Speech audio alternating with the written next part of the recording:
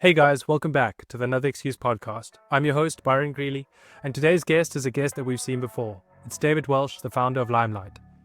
He wasn't on too long ago, and the business has already developed, changed, and grown a lot since we last spoke. He's doubling his headcount and looking for 4 new people, and the business is growing in leaps and bounds. We have a really interesting conversation about how he's going to handle this doubling in headcount and how he plans to keep the team culture that they've already developed so far. We also speak about investment, what it takes to get investment, and how to sell your story and narrative to investors. We also talk about B2B influencer marketing, how the platform works, success stories, and why it's important for any business or brand to have some sort of face to tell the brand story. Those are just a few things that we cover, but we go into some really good detail in this episode, and there's a lot of actionable advice and steps that you can take to apply to your own business. I enjoyed this conversation, and I'm sure you will too. Enjoy the show.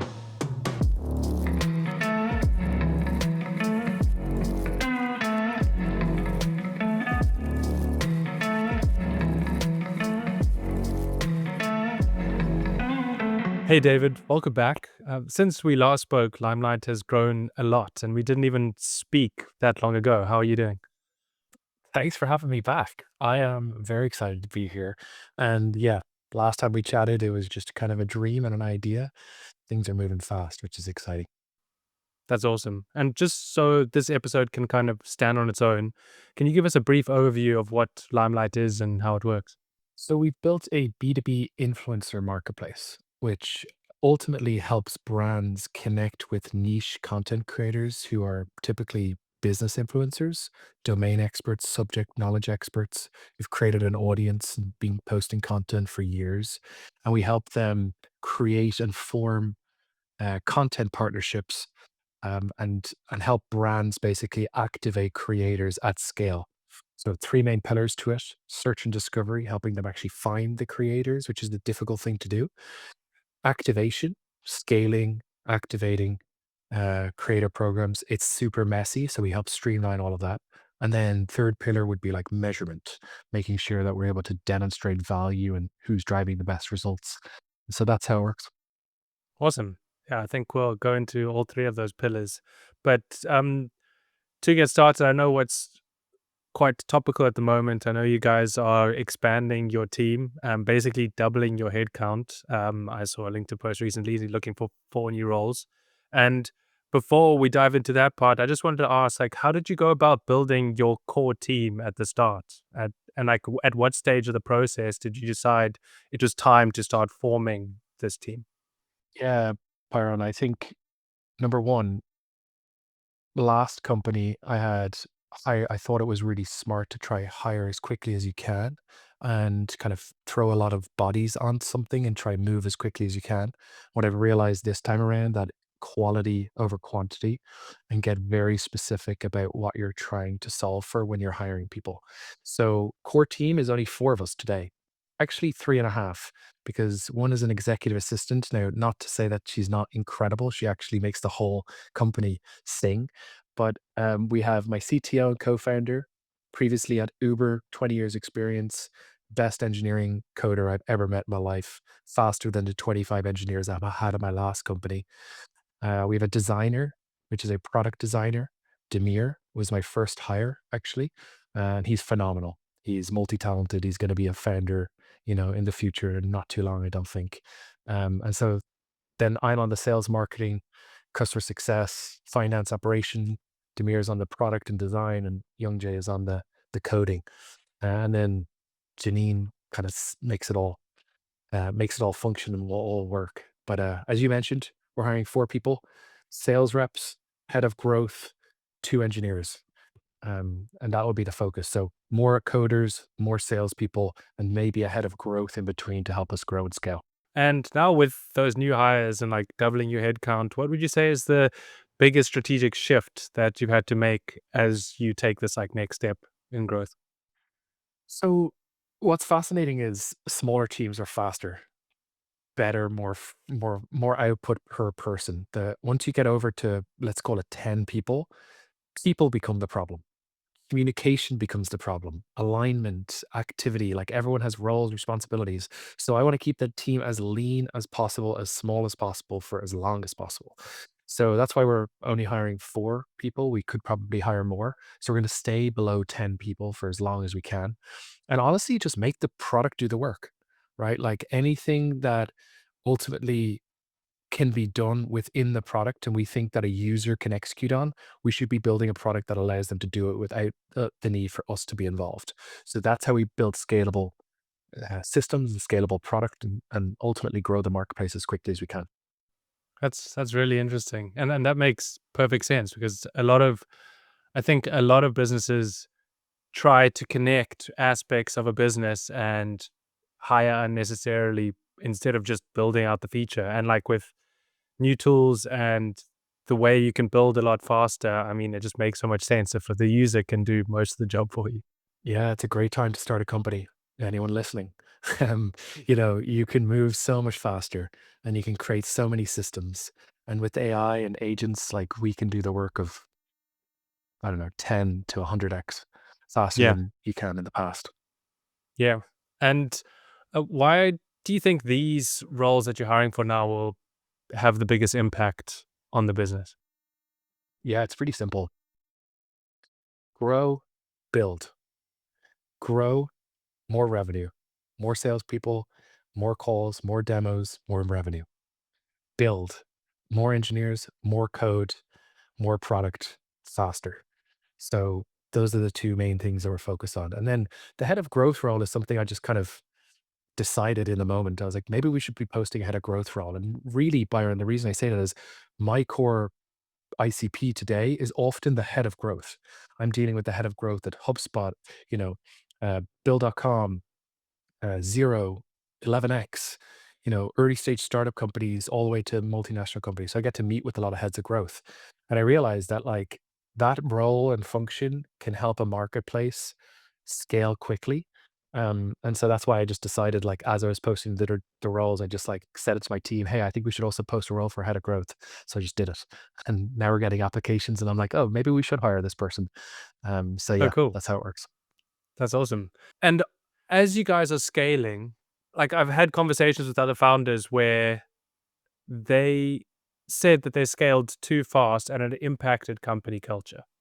Like I can imagine doubling your headcount could influence like the core team and how much of an impact they have on like these 4 new people all coming in at similar times. Yeah. Yeah, 100%. I mean, listen, we've been a team of 4 people for a year, so we have a very clear way of working together and how we communicate. Adding any team member is going to change the dynamic, So I understand that it's going to change and it's going to evolve, but I think staying true to your values, staying true to how you communicate and creating clear structure as much as possible when you add new team members that they can just fit in naturally. Now, I will say, Byron, like, we have a policy of no assholes. Like, we don't want anybody with a huge ego who comes with a huge pedigree and isn't willing to roll up their sleeves and get the work done. This is a work ethic like none other. We go to work every day. We wake up at 6 in the morning. We go to sleep at 9 p.m. at night, and we're just constantly working. And I love what I'm doing, so it doesn't even feel like work. So it's a high intensity, high velocity, early stage startup, roll up your sleeves types of attitude, no egos. You can be wrong as much as you'd like. Just don't make the same mistake twice and take big swinging bets. That's the goal. Nice. And are you guys, well, I see a lot of images, like photos on LinkedIn of you guys actually together, but are you remote or are you an in-person team? And are you hiring remote or in person? What's the deal there? Yeah, so it's sort of hybrid. I'd say we're fully remote, but we all live within 2 hours of each other. So every Okay. couple of weeks, we'll try and meet up in person and do like a strategy day. We'll rent a boardroom. We'll get together. We'll have a clear agenda of the things we want to talk about. Often not like tactical stuff that could be solved remotely or asynchronously. It's often like strategic, big strategy. How do we think about these problems and opportunities? So we try and meet up regularly. We're hiring. I think we're trying to hire within, a 2 hour radius of Los Angeles, but like all of these things, it's not a hard and fast rule. Like if an incredible 10x engineer comes to us and happens to live in California, a plane away, a few hours away on a plane, we'll probably end up hiring them. But goal is to try build a team within a radius that we can meet up regularly. Amazing. And you said like you're on the ground at the moment, like you're handling the sales calls and doing some marketing and all of that. Like, do you see your role changing and adapting when you bring on these new hires?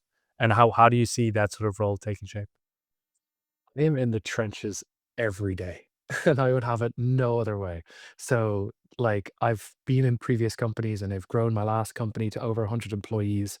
And I kind of got complacent or thought, you know what, let me go hire somebody to solve that problem. Or let me go like step back from sales and try do non-founder led sales and train somebody else. That's 100% wrong. Do not do that. Like, I'm going to stay exactly where I am, executing every day in the trenches, solving problems, speaking to users, speaking to customers, account management. Like, I'll do everything. My goal is to find people who are willing to do it with me, not replace me.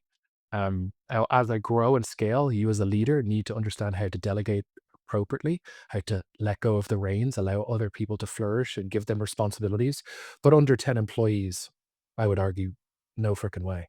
I'm going to be doing it every single day because we need all hands on deck. Nice. Yeah, that makes sense. And um, are you guys looking for investment at the moment? Is that correct? We're going to be raising capital next month. I had two investor calls today. These things sort of move quite quickly as you start to grow and scale. Inbound investors just come in, and then your current investors want to introduce more investors. And so I'm trying to slow things down and say, we're not raising, like, go away. Okay. But at the same time, there's amazing investors knocking on the door, wanting to learn more. I've done this long enough. We can't get distracted by investors and big paychecks to help us grow. We need to focus on build, build, build, and get back to work. So, raising capital next month, plan to close the round within 2 weeks. That's my ultimate goal, which typically, Awesome. if you're aware of it, it usually takes 3 months. So, we're trying to move quickly. Yeah, and that would leads me to my next question. You've raised capital before. Do you think that this time around would be different? I mean, well, your expectations seem to suggest so.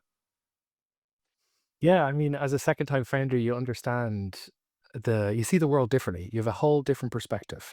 I used to think meeting with investors was cool and exciting, and it's like enterprise sales. You get to go speak with smart people, but the problem is you get all tied up in that, and it just wastes your time.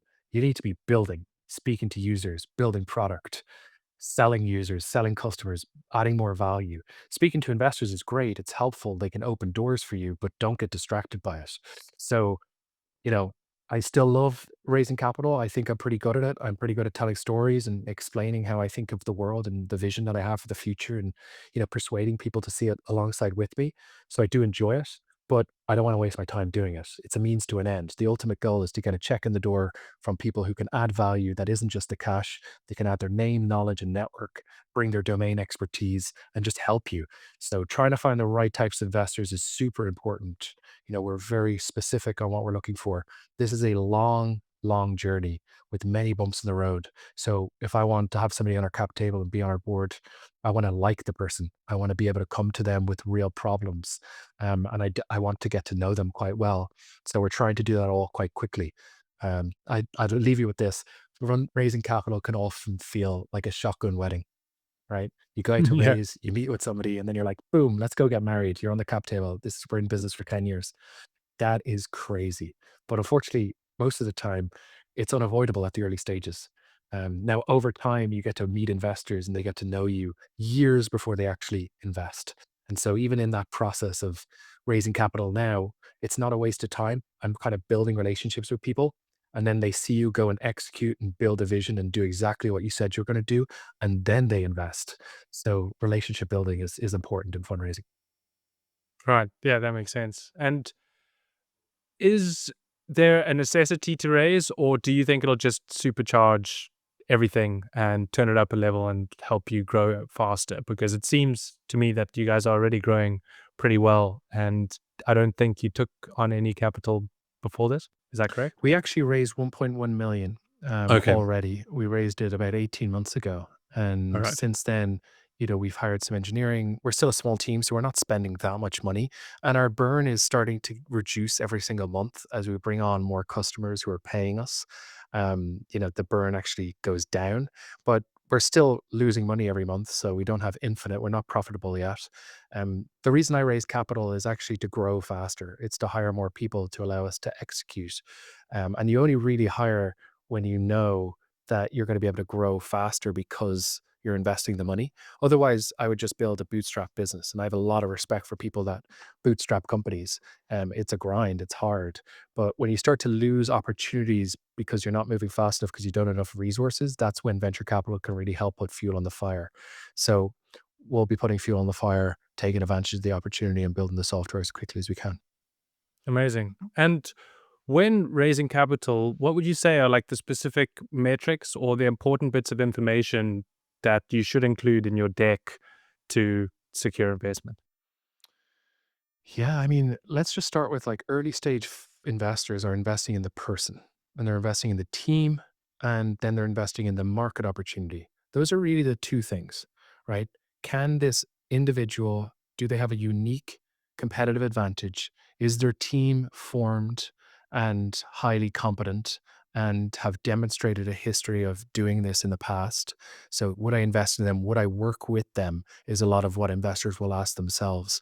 And then number two, is the market big enough? Is this a big enough market which has a lot of trends and is going to be growing? Those are kind of the two things. The product is important. Pre-seed and seed is probably a little less important. You just have to demonstrate that people are finding value in it and asking you for more product. But then, in specifically, what you're looking for in your deck is everything from financial models, sales projections, team, problem you're solving, solution, how it works, vision for the future. Um, those are a couple of things that come to mind. You can go online though to Y Combinator and just go search for, deck templates and it will share with you like, here are the best practices when raising capital. I would just say, Byron, like everything is storytelling. How do you Yeah, tell your story? amazing. And I'm curious with the initial conversations, I know you only had two today, but do you think that the perception of investors and VCs when it comes to AI is shifting? Like they're more wary of like, say, AI wrapper type companies, and they're looking for like real value and real IP and real like moated data and things like that. It's a great question. I think it's a great time to raise capital as an AI company. I think a year ago would have been even better when people were just had no idea and they were just, you know, diving in blind, saying this was going to be the new company that just takes a market. I think investors have got a little bit more insight and data and information on how the market will evolve, but it's still so early. So I would say like there isn't an investment deck that exists today in the world in venture that does not have the words AI in it somewhere. It's just true. Every single deck will have AI as part of the strategy. If you don't, you just missed a massive opportunity. The reason that investors are so excited about this time, within how the evolution of technology is developing is because AI is a category in and of itself, and it opens up so much optionality and opportunity for companies and business models that could never exist before. So I think that's the opportunity that investors are looking for. Can they apply AI to a specific problem and can this product exist where it might not have been able to exist before? And I'll give you an example. For us, we have a marketplace with creators. We have brands forming partnerships with creators. There is so much inefficiency in that model that up until this point, it's been hard to scale without lots of people or an agency behind it. And I'm not getting into our product roadmap, but I'll just tell you a big focus of us and for our vision for Limelight 2.0 is how do we streamline and automate everything within the marketplace to make it as easy as Google Ads? Activating creators will be as easy as doing Google AdWords. That's the ultimate goal. So, to answer your question, investors look for AI. Don't just throw it everywhere and anywhere. Have a good sense of how you're going to explain how your product uses AI. For us, our main focus was let's get as much data as we possibly can about this industry and have access to that data and then layer in AI as we start to improve and scale. So that's the vision for for the platform. Awesome. And now shipping the actual product is obviously important, and some founders take too long to do it. So I was wondering what your framework or process for taking the initial Limelight idea to launch, and how quickly did you plan to do it? Do you want it in one sentence? Just fucking ship it. Every single founder, every single person, the natural tendency as a human being is to be reserved and be concerned and be worried about perfecting a product.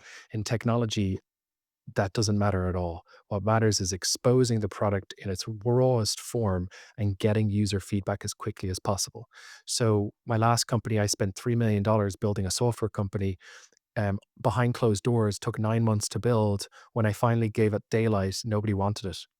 The product had moved, the industry had moved, the product was now useless. So this time around, I'm like, let's take 2 weeks to build an MVP. Let's go show it to 20 customers. Let's go see what they think. You know, let's go get their feedback. Let's be very transparent with where we're at. And, you know, take a mindset of move as quickly as you can and be humble. I can say that, Byron, the hack here for anyone listening in the audience that is thinking about how do you do this, a great designer can make a product look exceptional. So what do I mean by that? The MVP might be basic in its technical components, but it might look really pretty. So what existed as MVPs 10 years ago looked terrible and probably were really embarrassing. MVPs as exist today with good designers can still look like a finished product with less features. So get a great designer. That's my recommendation. Yeah, I mean, you can sort of prototype in something like Figma, and it can just have the basic functionality of you press this button and it leads to this page, and it can look great. So it's great Yeah, advice. actually, you know what? Like, even better, Byron, like, don't even write a line of code unless you've spoken to enough users and shown them a Figma design and they've said, thumbs up, we're interested. For Limelight, I went and spoke with 150 B2B creators, showed them what we were going to build as a demo, and said, would you be interested in this? Would you create a profile with us? What are the things that you're seeing difficulty in right now? And what's the value that we're bringing? And then on the brand side, I built a searchable database of creators and said, hey, if I was to get you access to this searchable creator database, would you pay for it? And they said, yeah. And I said, okay, let's go build it. So before you even before you even write a line of code, go speak to users, gather feedback, and designs can do that. It doesn't have to be tech. That's great advice. And I'm sure now, like being in the trenches and jumping on calls, ideas for features probably pop up every day. Like everyone on the team is like, oh, this will be cool. Or a creator's like, oh, I'd love this feature. So what's your process of like prioritizing that endless list of features, and which ones do you choose to focus on? Man, you are crushing it with these questions. I have got so many good ideas or just like suggestions or lived experiences doing this wrong and making the mistakes. Um, so if the question is where do you prioritize? It becomes more complicated, more layered, more nuanced as you add more team members and more users, right? Because then everyone has a different mandate. You Hmm. know, the key is to align on a specific goal at the beginning. What are we trying to accomplish? What's the, you know, what's the right word? What's the North Star metric? And then what are the core objectives underneath that North Star metric? And what do we prioritize in order of priority? What do we put in order of priority?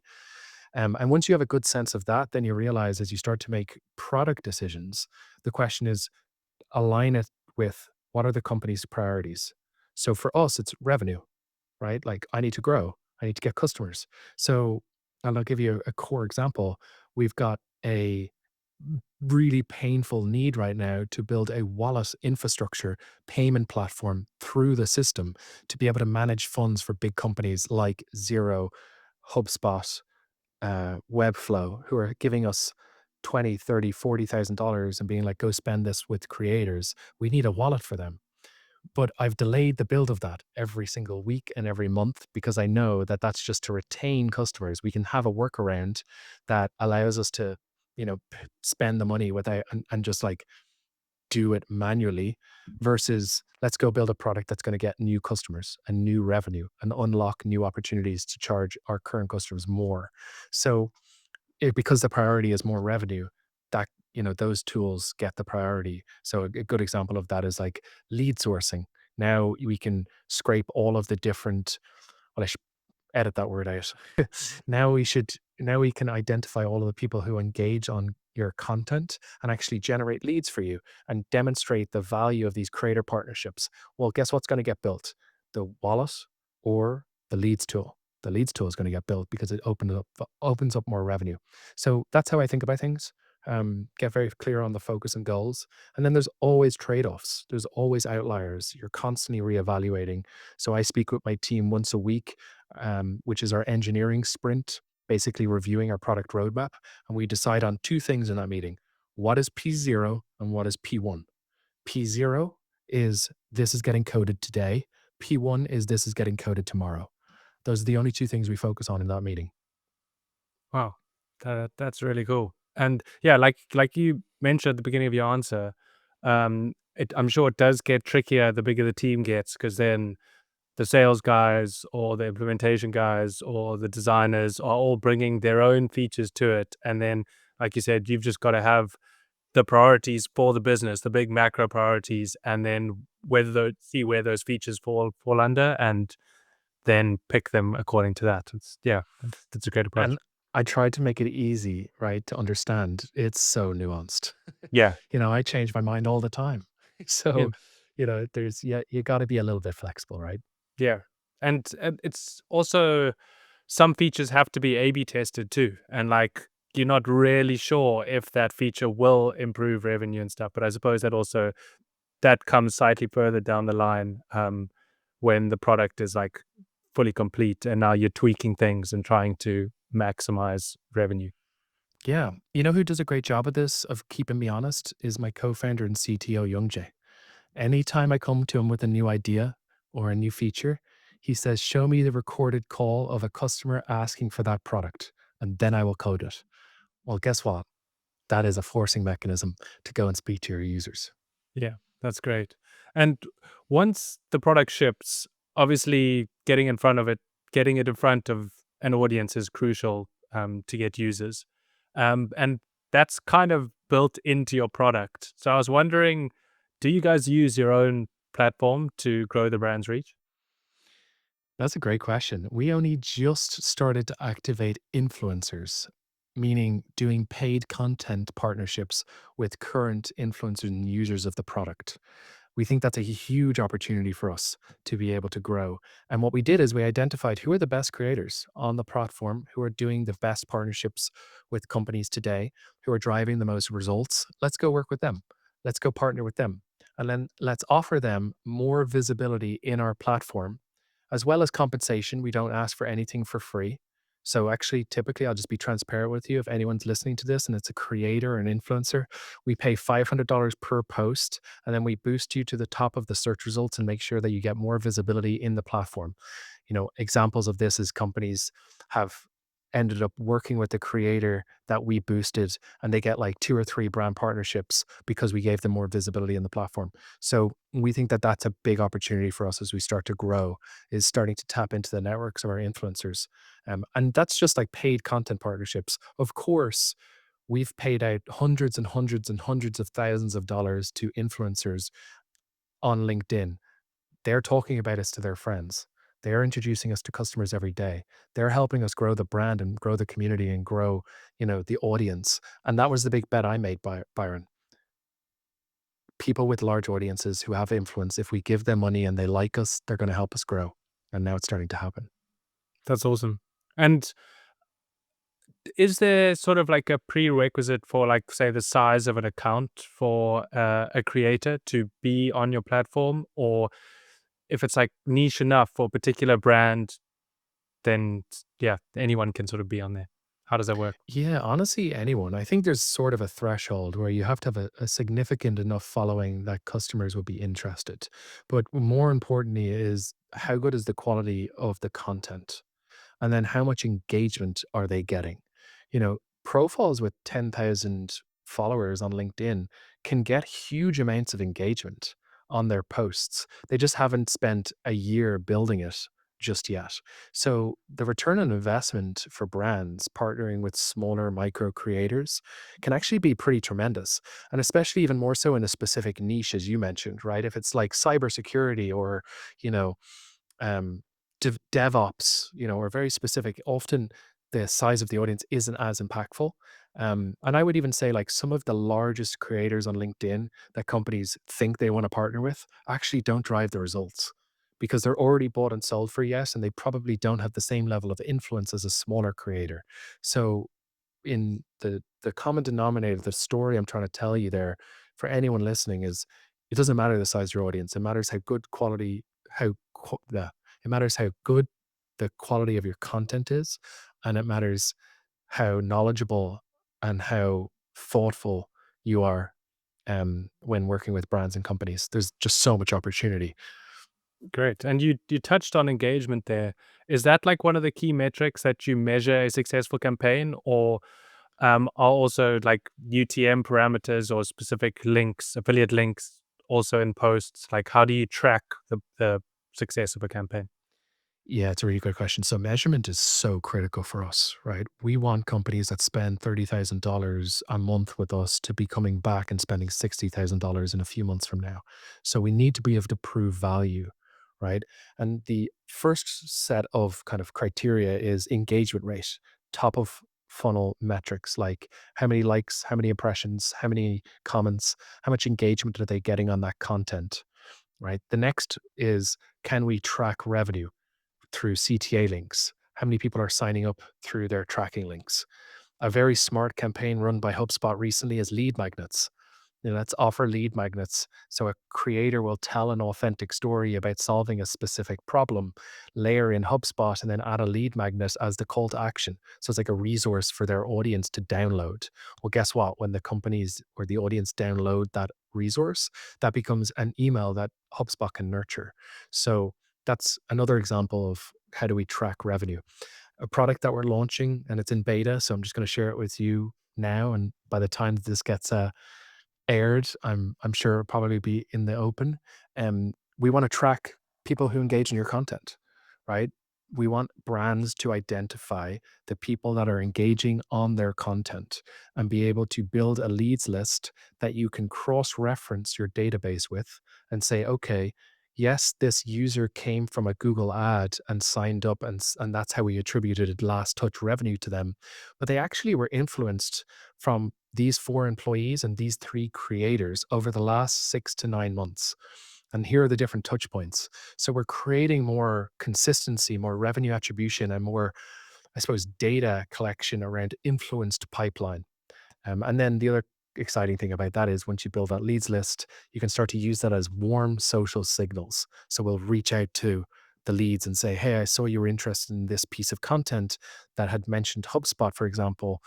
You know, here's a little bit more information about HubSpot, or here's a nurture sequence that we can start to nurture you. So answer to your question is measurement is critical, and we're getting really intelligent and smart about how we do it. Awesome. Yeah, I just had a thought. It's a pity that impressions can't be tracked, or you can't sort of narrow down who was that particular impression, because like 90 what's the stat, like 97 or 98% of people on LinkedIn are lurkers, and so there's probably hundreds of thousands of people who are being influenced, but you just can't directly track if that person was influenced from certain posts unless they engage with it. It's such a good comment. I was up in the LinkedIn headquarters on Wednesday last week talking to the leadership team. I've been building in public for a year. I've been meeting with their team and explaining what we're building and essentially explaining the resources we're going to need to be able to make this better, make this more intelligent, make it smarter. And one of those things is being able to see who actually sees the content. Who are the people behind the impressions, not just the engagement? And so I'm not going to speak for what was said in that meeting, but I can tell you that they're very well aware of the functionality and features that we're requesting. And fingers crossed, we'll be ready to open up that API access in the Yeah. in the near term. That'll be amazing. Because I also know the LinkedIn API is sought after. They don't really give it out to everyone and anyone. Yeah, yeah, 100%. I've been building on LinkedIn for many, many years, and they are closed wall, closed garden for the most part. That's why I was very focused on building relationships early with them, building in public, building transparently, getting them involved early, because they don't want surprises. You see that today with the companies like Apollo and, Smart. I can't even remember the name of them, and all these other companies that are just getting banned from LinkedIn. Well, it's because they scraped a lot of data, repackaged and sold that data and made money from that. Well, my strategy is quite different. It's let's go meet with the company and meet with the team of people and explain what we're trying to build alongside with them in a trusting environment and with a trusted relationship. So, very critical for us is to build those relationships early and eventually basically just explain what we need and what we're seeing in the world. And I get to meet with the leadership team and talk through all of the different learnings and fingers crossed we're going to have a good partnership in the near term. Yeah, that'll be awesome.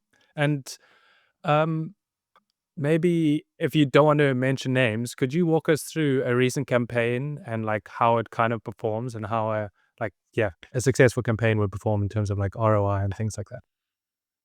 Yeah, so I can't talk about specific results just because it's confidential, but I can talk to you theoretically about like campaigns that we've seen that have been successful with multinational billion-dollar brands. Um, so one of them is a big website builder. Another of them is a CRM. You can probably guess from our website of who I'm talking about. Um, Website builder wanted to do AI, website building and do a launch, and so they partnered with 20 creators who created content, told stories about solving a problem using this tool, and were able to generate a website that was personable website in minutes instead of weeks and months. And so they demonstrated the product in the content, wrote a story, and published it to their community. They also did multi-post partnerships where instead of just like one post, pay to post, it's like actually let's introduce your audience to this tool, and then let's go deeper and demonstrate tactically how you use the tool, and then let's remind people about how good the tool is over time. So there's kind of this like tail of storytelling that isn't just one post. So that's one example. And then big CRM, did lead magnets where they offered resources that were really valuable content resources to people and to creators to be able to share with their audiences, and that performed incredibly well because the resources were interesting, valuable, and then they could download them. And so you have to be creative. The ultimate goal is to find niche creators and influencers who can speak authentically about your brand and be able to scale those partnerships over time and run a lot of experiments. You know, it is experimentation at the beginning, and then through data, it's like, okay, here's what's driving the best results. Let's double down here. Yeah, that makes sense. And based on current trends in like B2B influencer marketing, what are you seeing are the biggest opportunities right now? Oh, wow. Um, okay, so let me talk about the challenges, right? And I meet with heads of marketing and heads of growth every single day. It is becoming more and more expensive to acquire customers, no matter the channel. Paid ads are becoming more expensive. Customer acquisition costs are going up. You're competing on keywords that are getting more expensive across every channel with all of your competitors. It's just harder to stand out from the crowd, more so than it's ever been before. And that's just paid ads I'm talking about. Email outbound has got more challenging, more difficult, right? People are just like turned off by emails because it's so, spammy and just blast promotery. Hmm. So it's just very hard to find channels today that actually drive value and that are good return on investment. The most obvious one is customer referrals, user referrals. If your product is amazing and your brand has good recognition, you should be relying on your customers and your users to introduce more customers. And that's how we've grown at Limelight. It happens regularly. People just introduce more customers, more brands. The second one I would say, like to stand out from the crowd, is create content. Like obviously I'm biased because that's my goal. That's what I've been doing. But, every company I see today needs to have a team of people internally that are spokespeople for the brand, that are creating content consistently and that are becoming faces of the brand. And I think more companies are going to invest in that than ever before. Instead of it being one or two people who are kind of the creators at a large company, everybody is going to be, and it's going to be, 10, 20, 30 people. We're starting to see that now. I actually think there's an opportunity for a role internally at organizations and corporations that will help people create better content. So it'd be like a copywriter or an executive brand person that's actually not in a third party external consultant. It's an internal role. I think that's a big opportunity. So that's number two, right? So paid ads becoming more challenging, create content to stand out from the crowd. And then obviously number three, I'm going to talk my own book, but partner with creators, partner with people who have audiences, you know, get them to create content, tell stories, and then redistribute that content into thought leadership ads, paid ads, other channels, use the copy and content and, even video content or event content and repurpose that content to just grow your community and grow your audience. I think last thing is like for me anyway in B2B, people want to connect with people. They don't want to connect with a corporation.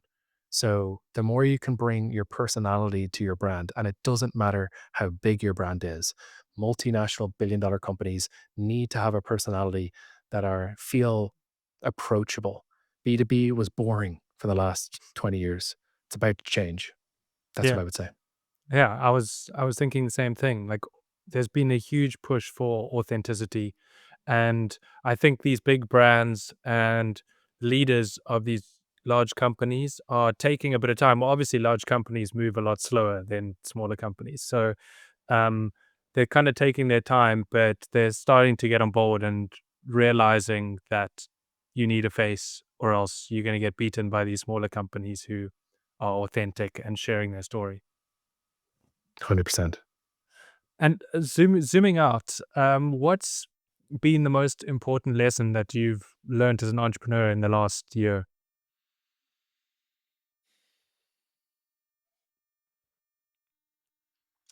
It's a really great question. Nothing comes easy, meaning you have to put in an enormous amount of work for your company to succeed. To take an idea and create a company that people care about, it doesn't happen overnight. And you get 10 no's before you get a yes. So the number one thing I was reminded of was having gone from a company with 100 employees with 30 million in funding to going all the way back to day one, let's go build again from scratch. The thing I learned the most is just how much work and energy goes into getting that company from 0 to 1. Finding product market fit is a battlefield, and you've got to be ready for the ups and ready for the downs and be willing to grind it out and see it through. So I would say I'm right where I need to be, and I'm very proud of myself over the last year for building this again and doing it again because founding software companies and startups and just being an entrepreneur in general, it's not for the faint of heart. And it's not for the normal individual, normal human being. Sometimes I joke thinking, why don't I just have a better, easy life, big corporation, cushy life, put my feet up, work 3 hours a day, make a load of money. And here I am in the trenches doing 18-hour days for pennies, building something from scratch.